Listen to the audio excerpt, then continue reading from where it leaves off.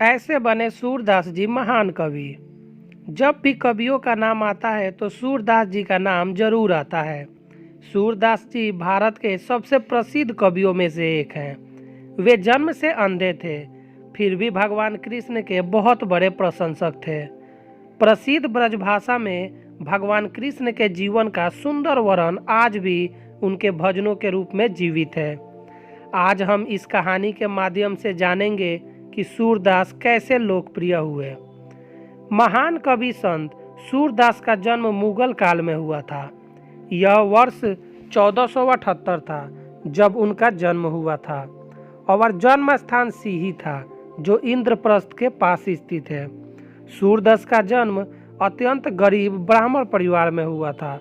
सूरदास के 3 बड़े भाई थे और उनके परिवार की स्थितियों के चलते अक्सर उन्हें नज़रअंदाज किया जाता था।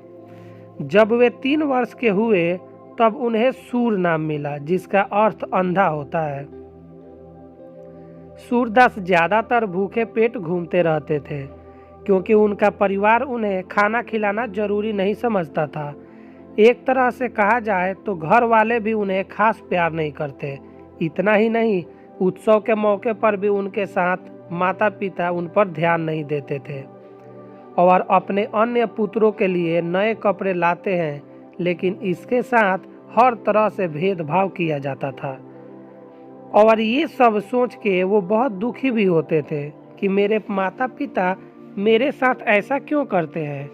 ये बातें वाकई उनकी भावनाओं को ठेस पहुंचाती है।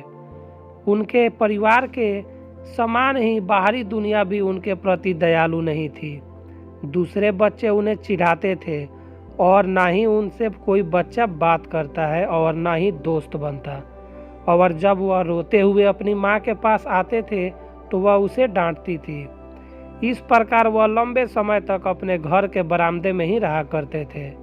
यहीं से उनका सामान्य जीवन शुरू हुआ। एक दिन गायकों का एक समूह भगवान कृष्ण की स्तुति गाते हुए गांव से गुजर रहा था। संगीत सुनकर सूरदास को आनंद की अनुभूति हुई, जैसा उन्होंने पहले कभी महसूस नहीं किया था। भगवान कृष्ण के भजनों की खुशी में वह अपना अंधापन भूल गए और खुद से वादा किया कि एक दिन मैं गाना सीखूंगा।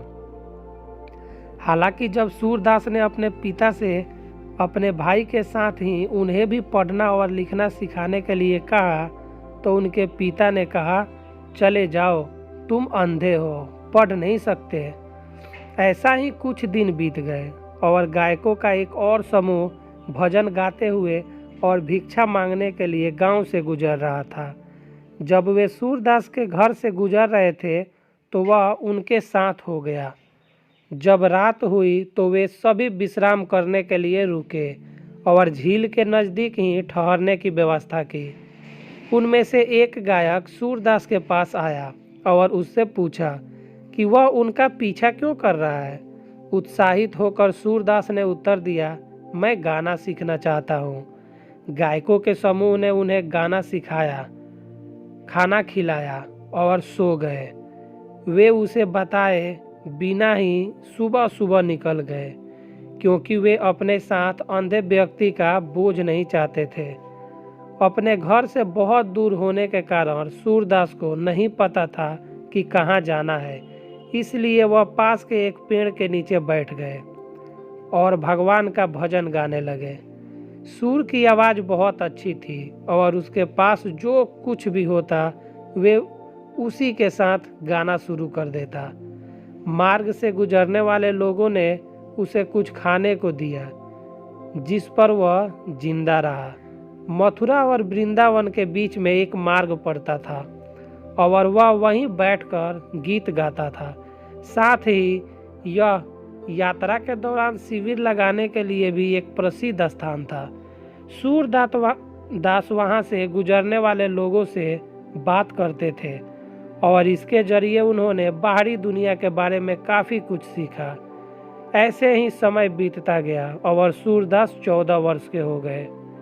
इस समय तक वह एक गहरी छठी इंद्रिय विकसित कर चुके थे और चीज़ों की भी भविष्यवाणी करने में भी सक्षम थे। यह देखकर लोग हैरत में पड़ जाते थे। एक दिन जब ग्रामीणों ने एक जानवर खो दिया तो वे मदद के लिए सूरदास के पास ही गए और सूरदास ने उनका सही मार्गदर्शन किया। इसके तुरंत बाद लोगों ने उनके गायन में साथ देने के लिए उन्हें संगीत वाद्य यंत्र भेंट करना शुरू कर दिया। कुछ लोग तो उनके शिष्य भी बन जाते हैं। इस तरह एक जन्म से अंधा बालक एक गायक और साधु बन जाता है। दोस्तों, सूरदास जी की ये कहानी आपको कैसी लगी कृपया कमेंट बॉक्स में कमेंट करके बताएं। दोस्तों, मैं ऐसे ही वीडियो अपलोड करता हूं, तो ऐसी वीडियो देखने के लिए वीडियो को लाइक कर दें, चैनल को सब्सक्राइब कर दें और वीडियो को दोस्तों ज़्यादा से ज़्यादा शेयर कर दें। Thank you.